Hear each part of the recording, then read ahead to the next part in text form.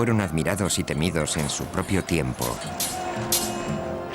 Antiguos guerreros que inventaron los campos de entrenamiento para reclutas, el asalto frontal, la educación subvencionada por el Estado y un estilo de vida y una estética que aún llevan su nombre. Son los espartanos. Y esta es su historia. Esparta. Mareas de guerra. Segunda parte. Estamos a finales del siglo V a.C. Esparta se ha involucrado en la guerra del Peloponeso para luchar por la supremacía sobre su enemigo más poderoso, el Imperio ateniense. Por vez primera en la historia, Esparta está contra las cuerdas. De las batallas anteriores habían surgido héroes y se habían derivado valores heroicos. Pero la guerra del Peloponeso acabó tanto con unos como con otros. Ciudades asediadas, rehenes masacrados, gente inocente asesinada. Fue la primera guerra moderna donde la nobleza tradicional se ignoró por completo. Para subsistir en este nuevo tipo de guerra, Esparta necesitaba una armada mayor y más poderosa. Y para conseguir tal armada, era imprescindible algo que Esparta nunca había tenido: dinero. Así que la recién nacida armada espartana tuvo que recurrir para su sufragio a la única potencia que despreciaba a Atenas más que los propios espartanos: Persia. Persia se planteó la posibilidad de firmar una alianza, pero fue disuadida por su nuevo asesor táctico, que no era otro que Alcibíades, el mismo que 2 años antes había sido el más acérrimo colaborador de Esparta. Siempre estaba forzando los límites. Hacía todo aquello que estaba prohibido. Era el tipo de hombre al que le gustaba poner a prueba su propia capacidad para solucionar lo que otras personas eran incapaces de afrontar. Habiéndose ganado la confianza de Tisafernes, el gobernador persa de Asia Menor, Alcibíades, el mítico ateniense convertido en espartano, pasaba ahora por su tercer bando en una guerra en la que solo había 2. Alcibíades insinuó a Tisafernes que lo que de verdad debía hacer era conseguir que tanto espartanos como griegos se agotaran, no prestándoles a los primeros el suficiente apoyo. Su política consistía en dejarlos luchar entre ellos, una táctica muy convincente para Persia.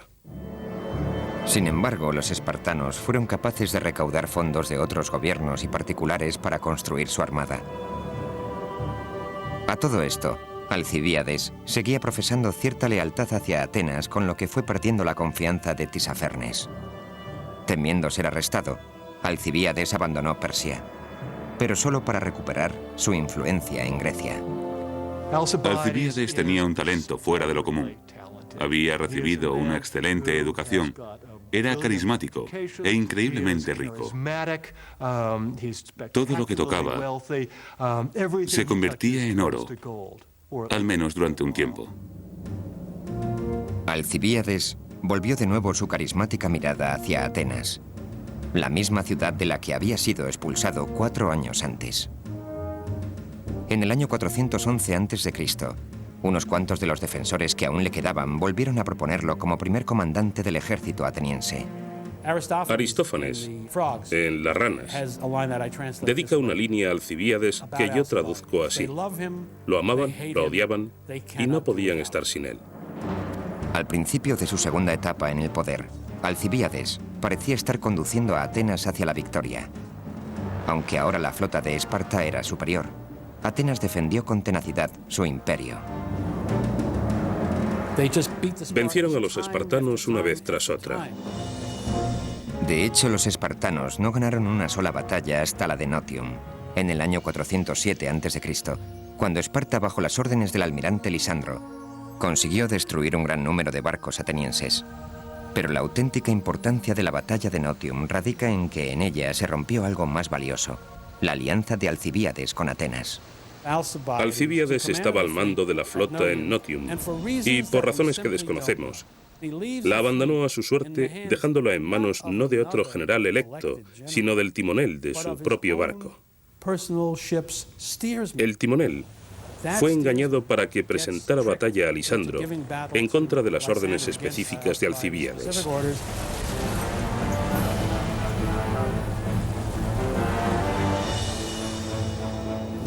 Como resultado, Atenas fue derrotada y prácticamente aniquilada. Después de eso, Alcibíades nunca más pudo volver a Atenas. En el año 405 a.C., Esparta se preparaba para acabar con lo que quedaba de la una vez magnífica armada ateniense.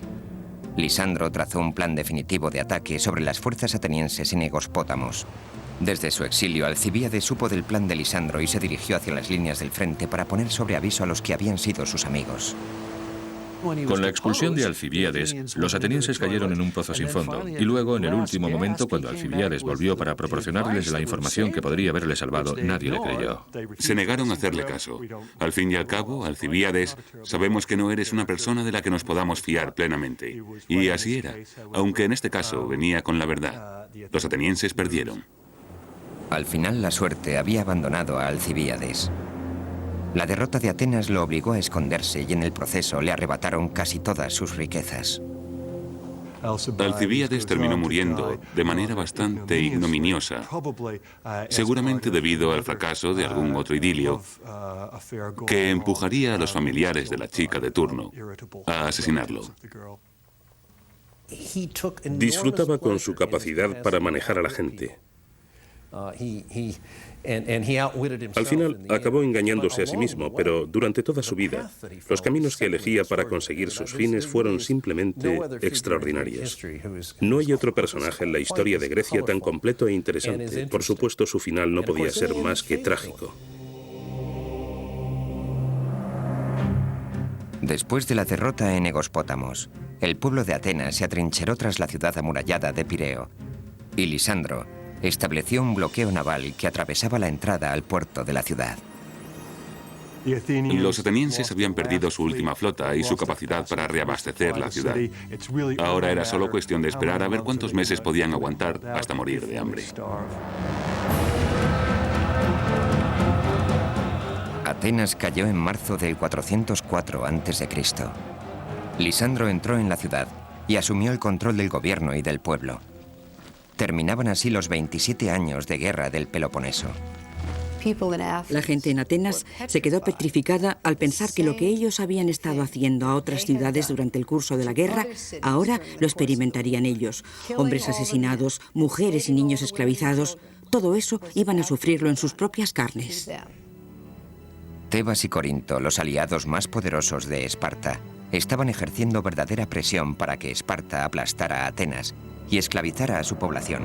Pero Esparta acabó decidiendo otro destino para Atenas.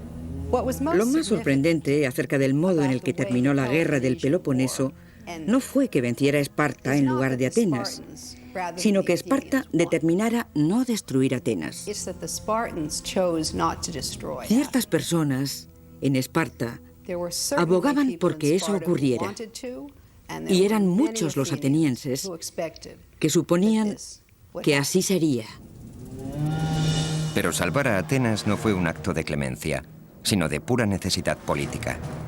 Los aliados de Esparta deseaban con todas sus fuerzas la aniquilación de los atenienses, pero Lisandro y los espartanos se dieron cuenta de que destruyendo Atenas, lo único que conseguirían sería un vacío de poder que sería ocupado por Tebas, con la que estaban empezando a surgir problemas.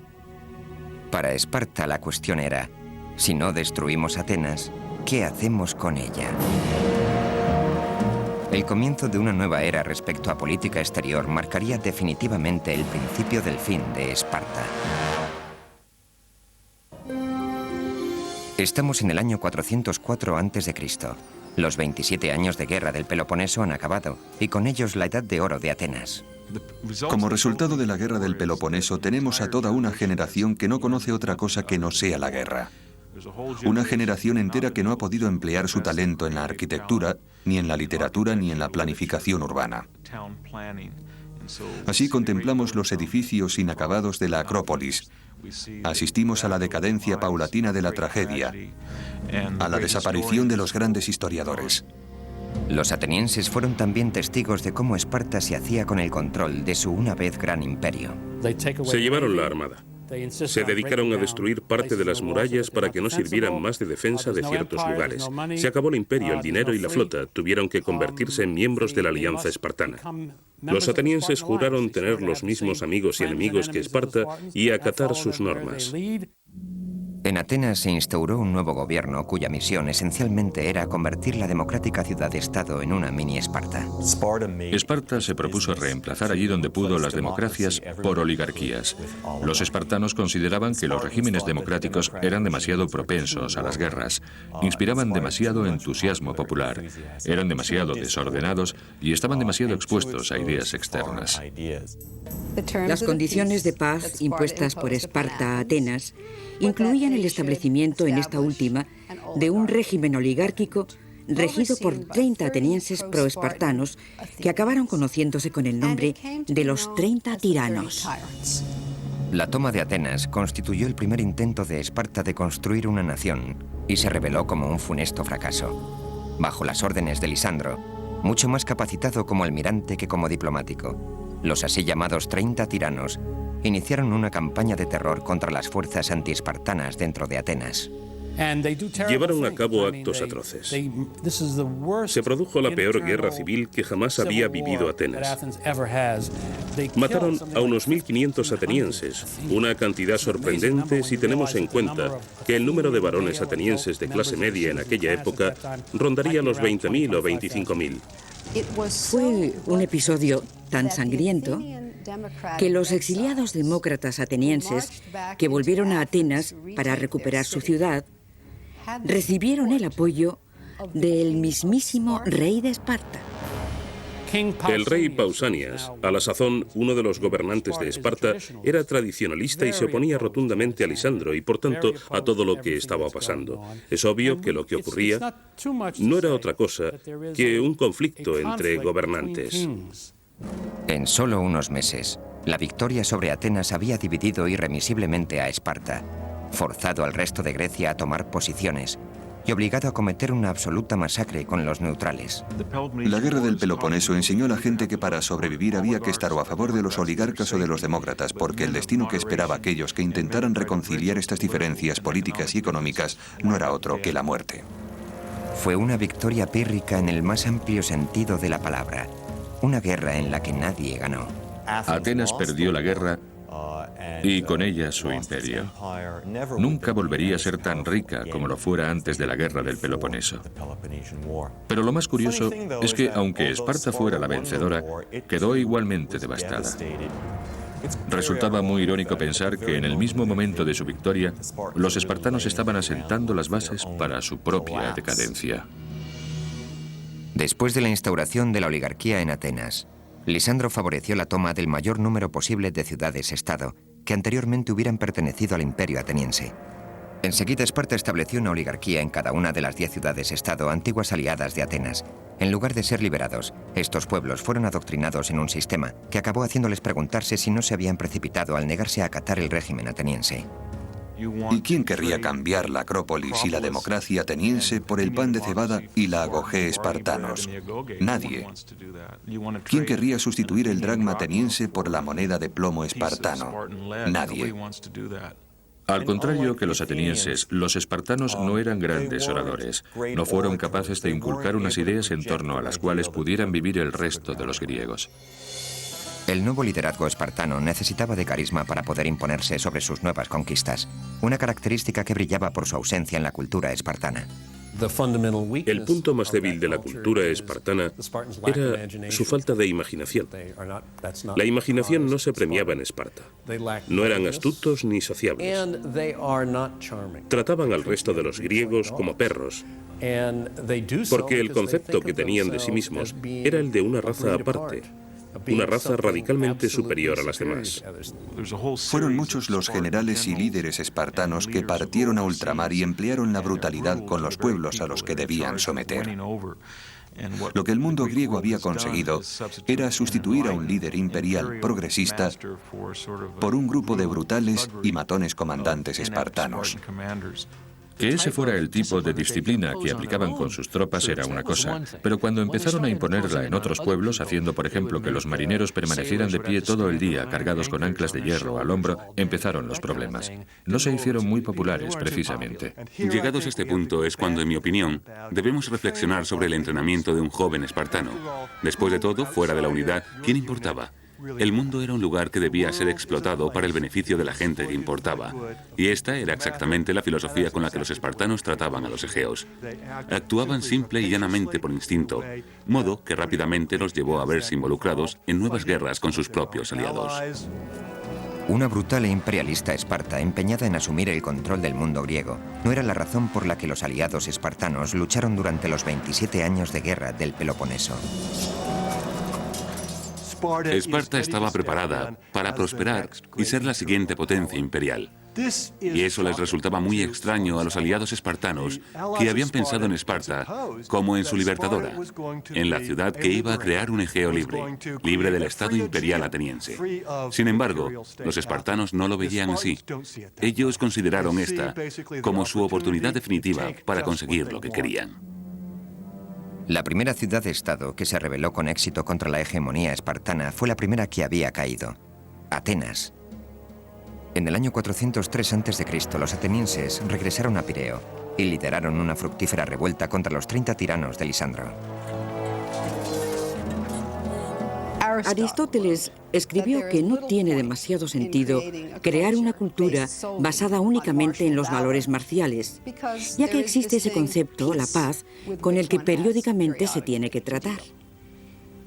Pero los espartanos no comprendieron el mensaje. Se podía contar con que una vez que ganaban la guerra, iban a perder la paz. No pasó un año entero, dentro del siglo IV, en el que los espartanos no se las compusieran para distanciarse de alguien que antes había sido su aliado. Tenían un don especial para ello. El error fatal que cometieron los espartanos en los años que siguieron a la guerra del Peloponeso fue subestimar la importancia que tenía mantener a los aliados satisfechos. Ninguna ciudad-estado en Grecia, no importa cuál fuera la grandeza de su capacidad militar, podía dirigir el mundo griego sin el apoyo de otros estados aliados. Además, debía mantener siempre vigilado a su gigantesco vecino de la esquina, Persia. Esparta tenía que idear un modo de conservar la amistad de todos esos estados. Y en vez de eso, lo que hacía era alejarse cada vez más de ellos. La receta infalible para el desastre. Rápidamente, Esparta se las compuso para suscitar el odio de sus dos aliados más importantes y hasta el momento más fieles, Tebas y Corinto. Enseguida se abrió una brecha entre ellos y algunos de sus aliados con demasiado poder como para ignorarlos. Tan solo una década después de su gran victoria, Esparta volvió a verse envuelta en una guerra. Pero en esta ocasión, la invencible máquina de guerra espartana quedaría hecha añicos y sin reparación posible. Alrededor del año 398 a.C., vientos de cambio soplaron en la capital espartana. El rey Agis, que había apoyado y defendido la nueva visión imperialista de Esparta, falleció. Su hermano, Agesilao, asumió el trono de Esparta. El rey Agesilao, imperialista consumado, quería dominar Grecia. Quería imponer gobiernos encabezados por sus amigos allí donde fuera posible. Así que alienó tanto a los griegos y sobre todo a los tebanos, que consiguió hacer despertar en Tebas el odio por Esparta. Tebas había sido siempre un firme aliado de Esparta. Situada en la región conocida como Beocia, Tebas había sido un aliado estratégico en la guerra del Peloponeso. Esparta se sirvió de Tebas para conquistar Atenas, pero sin que Esparta lo supiera. Tebas se sirvió de la guerra para hacerse poco a poco más fuerte y poderosa. Los tebanos se quedaban con todas las riquezas encontradas en el campo.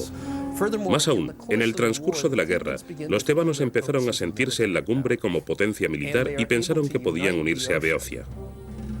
Además, los tebanos emplearon los días de decadencia de la guerra para crear un gobierno nuevo y más potente. Mientras la guerra del Peloponeso seguía su curso, se estaba produciendo una revolución milagrosa en Tebas por la que la clase conservadora de pequeños terratenientes rurales se conformó en una sociedad democrática que caló en toda la población. Para Esparta, el concepto de una Tebas democrática tan cerca de Atenas se presentaba como una perspectiva poco halagüeña.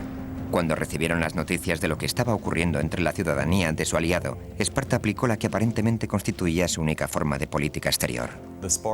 Más que apaciguar a los tebanos y compartir el poder con ellos, los espartanos fueron a la yugular e intentaron hacer de Tebas su esclava, aplastar su democracia y destruir su independencia. Esparta perpetró brutales ataques contra Tebas e intentó derrocar a su gobierno, provocando así una reacción violenta que no solo se basaba en el antiespartanismo, sino en una corriente democrática. Entonces se creó un ejército nacional tebano de 10.000 hoplitas con capacidad física, entrenamiento y formación estratégica tan eficaces en cualquier aspecto como los de Esparta, y con el agravante de que estaban resentidos contra ella. El ejército tebano estaba bajo mando de Epaminondas, un hombre más inteligente que ningún otro que hubiera ocupado anteriormente su puesto, y que tuvo un gran impacto en el futuro de Esparta. Era un grandísimo general que empleó tácticas nunca utilizadas anteriormente. Al principio, el rey Agesilao de Esparta ni se inmutó, y fue capaz de mantener la oligarquía en pie. Pero con cada batalla que Agesilao ganaba, Esparta perdía algo más importante. A largo plazo, acabó esquilmando los recursos de Esparta, perdiendo un significativo número de hombres en la batalla y ayudando a formar a los tebanos en el nuevo orden de guerra que emergería en esta época. Hizo gala de verdaderos talentos, como su extremada astucia militar o su capacidad política, pero Agesilao no parecía prestar demasiada atención a la verdadera noción básica del arte de guerra espartano. No luchar demasiado a menudo contra el mismo enemigo. No dejarle que se aprendiera tus trucos. Epaminondas no solo se aprendió los trucos de Esparta, sino que diseñó un modo de contraatacar y ganar. Se enfrentaron con los tebanos demasiadas veces y tuvieron la mala suerte de que en esta ocasión dieron con una creciente potencia militar que no solo les igualaba en resistencia, sino que además había adoptado nuevas y muy eficaces tácticas de guerra. Epaminondas disponía además de otra potente arma, Atenas. Desde que los 30 tiranos fueron derrocados en el año 403 a.C., los atenienses, a ritmo lento pero seguro, habían reconstruido su flota, habían entrenado una nueva generación de ciudadanos soldado y habían desarrollado una sólida democracia. Resulta muy irónico que su derrota ante Esparta, con motivo de la guerra del Peloponeso, se revelara ahora como una de las mejores cosas que podía haberle ocurrido a Atenas, si lo consideramos desde el punto de vista de la democracia. Ya que, tras la sangrienta oligarquía instituida por los espartanos, la democracia ateniense había llegado para quedarse. Atenas fue un aliado crucial para Tebas durante la primera y trágica década del siglo IV a.C. Tebas también consolidó alianzas con Argos y Corinto para formar un frente contra Esparta. La verdadera clave radica en Corinto, porque Corinto era el miembro estratégico, el único miembro de la Liga del Peloponeso. Para ellos, abandonar y unirse al eje de Atenas, Beocia, Tebas y Argivos era un paso muy importante y un fuerte golpe. En el año 379 a.C., un levantamiento dio al traste con la oligarquía de Tebas. Cuando los tebanos pudieron derrocar este régimen en el año 379, el nuevo gobierno estuvo dedicado más que a ninguna otra cosa a tomar Esparta. Ya había otros muchos estados que odiaban a los espartanos por multitud de razones, así que Tebas no iba a encontrar demasiada dificultad para obtener apoyo en su empeño. La lista de los que abandonaban Esparta crecía. Si alguna ciudad-estado no se oponía a Esparta por su afán imperialista, o por su hegemonía o su brutalidad, siempre había alguna otra razón para odiarla. Entre los pocos aliados que le quedaban a Esparta empezaba a tomar forma la sensación de que los espartanos ganaban las guerras porque no tenían reparos en sacrificar las tropas aliadas, pero sí a sí mismos. Cuando formaban una coalición para la batalla, ellos siempre luchaban en el ala derecha, pasara lo que pasara. Eso significaba que el enemigo que también pusiera sus mejores tropas en el ala derecha nunca se enfrentaría con los espartanos. Así ocurrió en una serie de batallas donde los espartanos normalmente se enfrentaron a las tropas enemigas más débiles. Así comprobamos que en muchas ocasiones se producía más tensión en las luchas mantenidas entre aliados que entre tropas enemigas en el campo de batalla. De este modo, si querían deshacerse de algún aliado sospechoso, los colocaban en el ala izquierda. Los espartanos tenían mucha fama de aplicar esta táctica. Resulta particularmente irónico que la ciudad-estado más insular, la más antiimperialista, la que menos afán tenía por recurrir a la guerra a menos que fuera imprescindible, estuviera ahora combatiendo por todo el mundo conocido para mantener su supremacía. El punto álgido llegó en Leuctra, en la región de Beocia.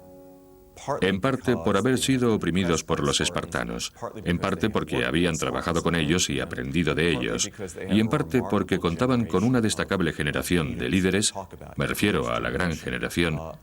Los tebanos acabaron consiguiendo lo increíble, la derrota del ejército espartano en una batalla hóplita. En el año 371 a.C., los espartanos regresaron a la recientemente democrática Tebas en un nuevo intento de hacerse con la ciudad. Pero en la llanura cercana a Leuctra toparon con Epaminondas, con sus 300 soldados de élite de la Sagrada Banda y con una fuerza de tropas aliadas gigante. Además, Tebas contaba con nuevas tácticas que ponían a prueba la falange espartana. Lo primero que hizo Epaminondas fue colocar sus mejores tropas en el ala izquierda y de ahí formó ramificaciones. Eso significaba que la batalla sería un frente a frente entre los contingentes de élite. Epaminondas no iba a matar a los aliados peloponesos, quería matar a los espartanos. Así que les dijo a sus propios aliados: no tenéis que enfrentaros a los espartanos, de eso nos encargamos nosotros. El ejército espartano no solo fue derrotado, sino que quedó destruido. Más del 70% de los efectivos que lucharon en la batalla murieron. Dos fueron las principales razones por las que Esparta perdió la batalla definitiva de Leuctra. Una, su inflexibilidad y reticencia o incapacidad para responder a las situaciones nuevas, por ejemplo, profundizando las líneas, incorporando nuevas fuerzas especiales o nuevo equipamiento y cosas así. Y la otra fue sencillamente cuestión de cantidad. Los espartanos ya no contaban con hombres suficientes. Ya no tenían aquellos 9.000 hombres con los que se habían librado las batallas contra los persas, ni los 5.000 con los que se librara la guerra del Peloponeso. Ahora habían quedado reducidos a un puñado de espartanos. Y si es verdad que los que quedaban lucharon y lo hicieron bien, también lo es que no fueron suficientes. Epaminondas sencillamente abatió a los espartanos. Mató a 700, una pérdida que no se podían permitir, y tiraron por los suelos el concepto de la invencibilidad militar espartana. Por último y más significativo, Epaminondas no consideró esto como un final, sino como un principio. Después de su derrota en Leuctra, el abatido y desmoralizado ejército espartano volvió a casa para reagruparse. Fue un durísimo golpe para los espartanos, pero no tenía por qué ser un golpe mortal. Y no lo hubiera sido si el sistema espartano hubiera contado con las reservas, la flexibilidad y los recursos para afrontar la derrota. Pero precisamente la crítica que podemos hacer a los espartanos es que esto era justo de lo que carecían. La baza más importante de los espartanos, su estructura política y social, se presentaba ahora como su mayor lastre. Lo que una vez fuera la fuente de su poder y estabilidad, era ahora el origen de su debilidad y de su apatía. En el año 362 a.C., los espartanos sufrieron una nueva derrota a manos de los tebanos en la segunda batalla de Mantinea. Estaban tan inmersos en sus métodos tradicionales que no conseguían aprender nunca de las repetidas experiencias. Y lo más sorprendente de todo esto es que fracasaran de nuevo en Mantinea, donde fueron atacados exactamente con las mismas tácticas con las que habían sido derrotados en Leuctra.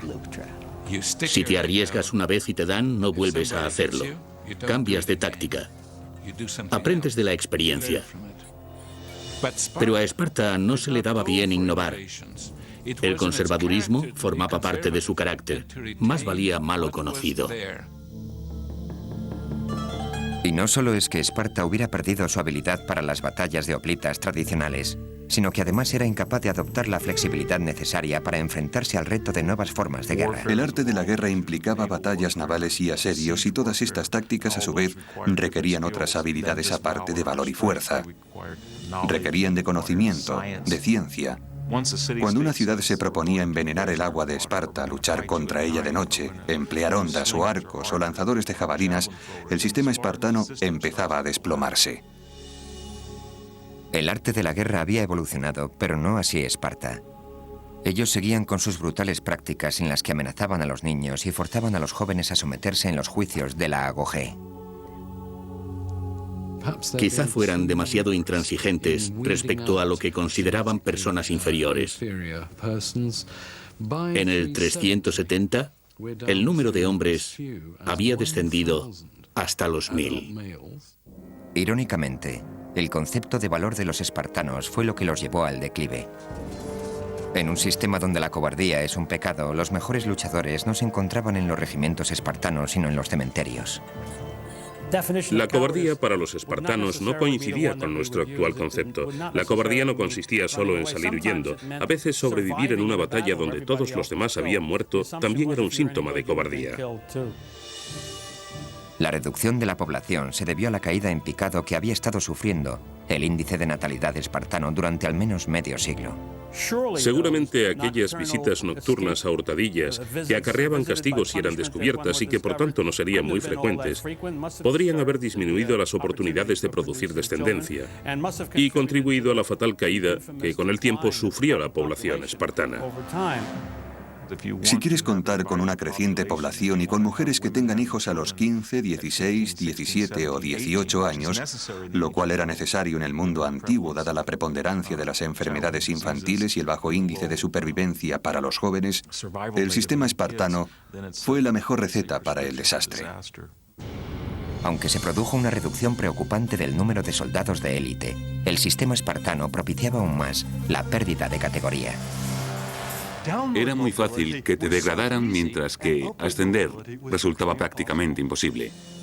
Podían degradarte por no haber sido capaz de proporcionar comida para todos los compañeros de unidad, por temblar en la batalla o por un sinfín de pecados sociales.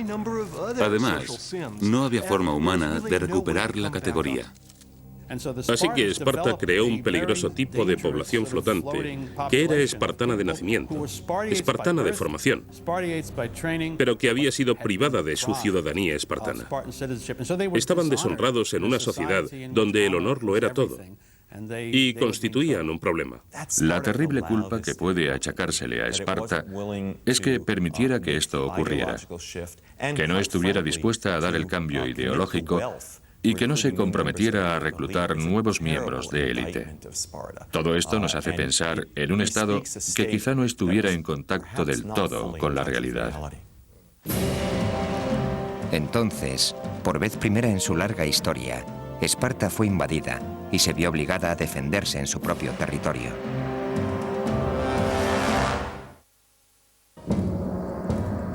Ahora, cuando más débil estaba, Esparta tuvo que afrontar uno de sus mayores retos.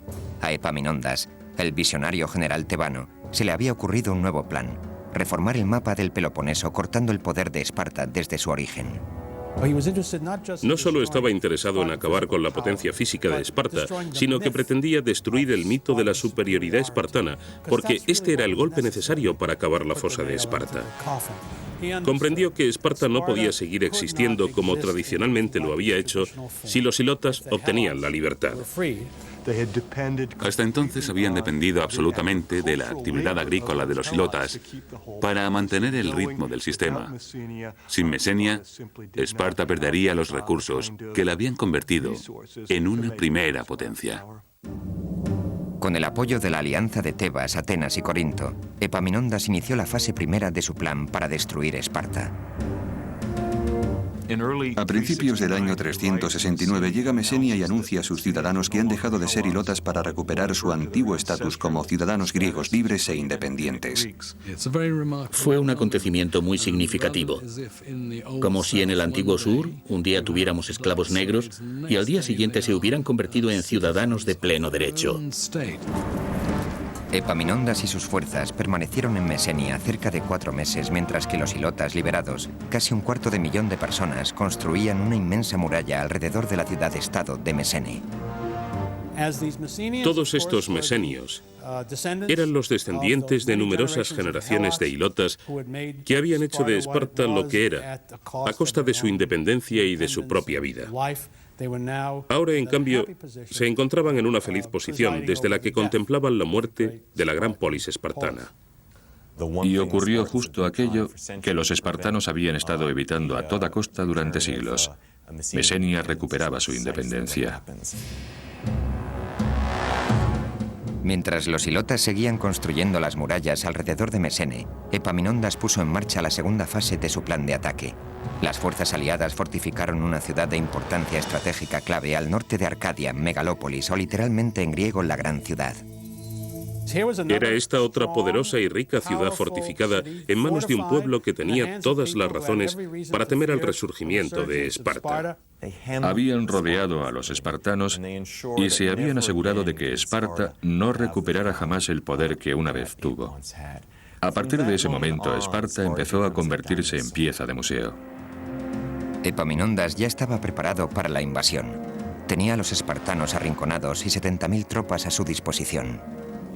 Era un hombre absolutamente brillante porque, empleando la autoridad moral pura y dura, creó un ejército para la venganza, el primer ejército extranjero que pisaba el Valle de Laconia en 600 años. Fue entonces cuando acabó el período que había hecho famoso el dicho de que en 600 años ninguna mujer espartana había visto el humo del fuego enemigo.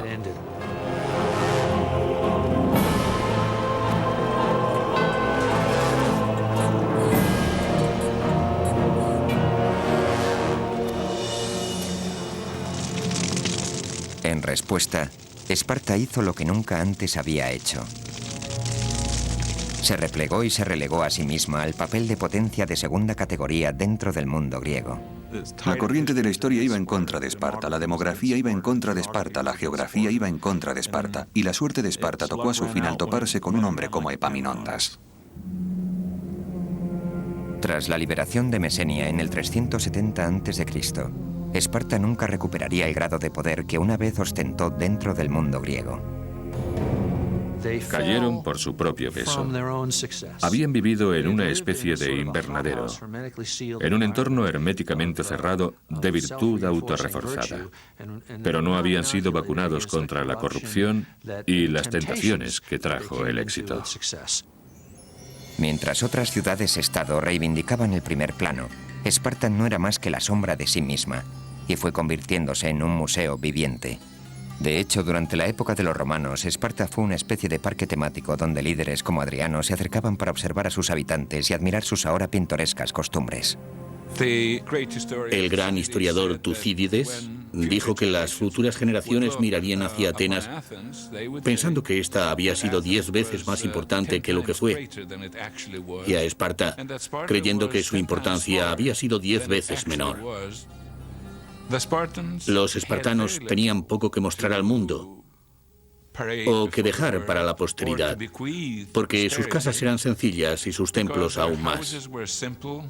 Una vez consumido el poder de Esparta, poco más había digno de admiración. Por su parte, Atenas no solo sobrevivió, sino que permaneció allí para que todo el mundo la admirara. Pero los espartanos sí dejaron su legado incluso antes de que su estela se hubiera esfumado para siempre.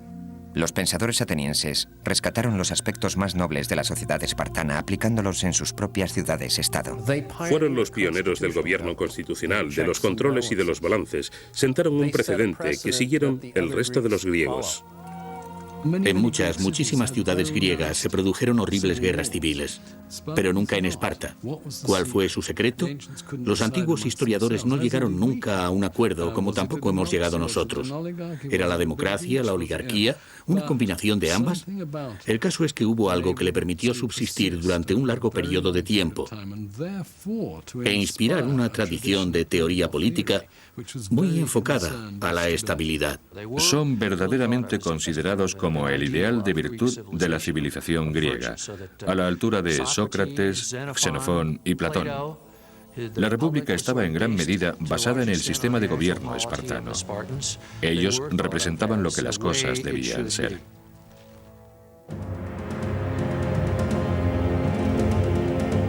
Durante los 20 siglos siguientes, filósofos y políticos se remitieron una y otra vez a la gloria que una vez fue Esparta. El Renacimiento italiano idealizó a Esparta y a su gobierno oligárquico por su demostrada estabilidad y los presentó en muchas ocasiones como modelo para Venecia. Durante el siglo XVIII, y en particular en Francia, la gente sentía verdadera pasión por Esparta. Rousseau diría de ellos que constituyeron una república de semidioses, no de hombres. En la época de la Revolución Francesa, fueron muchos los que anhelaron morir noblemente como espartanos.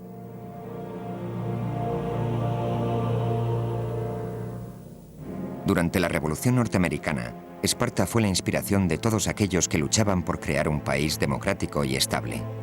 Thomas Jefferson llegaría a declarar que había aprendido más leyendo la historia de Tucídides que los periódicos locales. Pero Tucídides también contaba cómo aquella democracia absoluta, Atenas, perdió la guerra del Peloponeso. Por eso creo que Jefferson y los demás redactores de nuestra Constitución tomaron como modelo a Esparta y no a Atenas.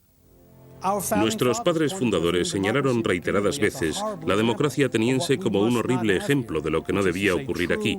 Es decir, democracia pura y dura, sin la mediación del elemento aristocrático que es el que se supone que debe supervisar. En Esparta todo fue bien porque era solidaria y todo el mundo era ciudadano de primera. Cuando visitamos Atenas y contemplamos el Partenón, todo el mundo piensa, la cuna de nuestra democracia. Y no es así, fue la cuna de su democracia, pero no de la nuestra.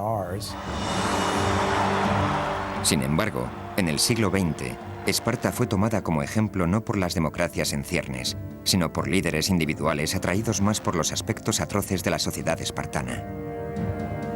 La Alemania nazi volvió la mirada a Esparta para encontrar su ideal. Esparta fue introducida como materia en el plan de estudios de la educación pública.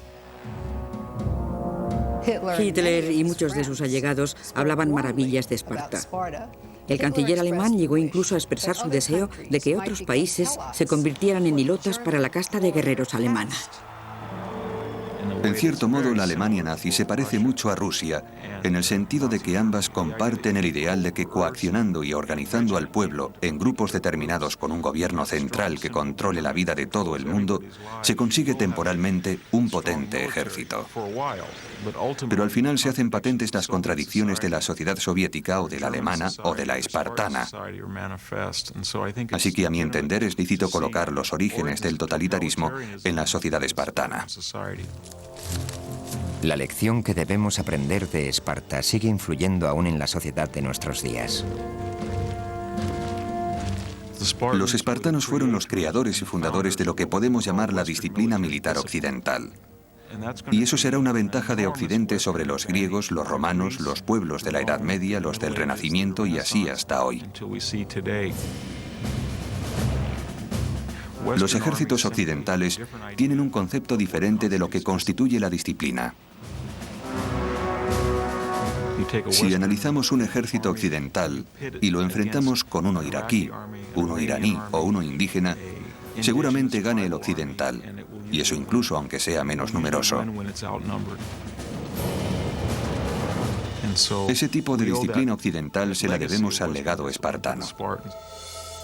Podemos aprender de ellos que el honor debe ser un componente principal de la vida humana. Una persona puede vivir sin honor porque los medios materiales lo hacen posible. Sin embargo, no podemos morir sin honor porque de alguna forma la vida nos pide cuentas.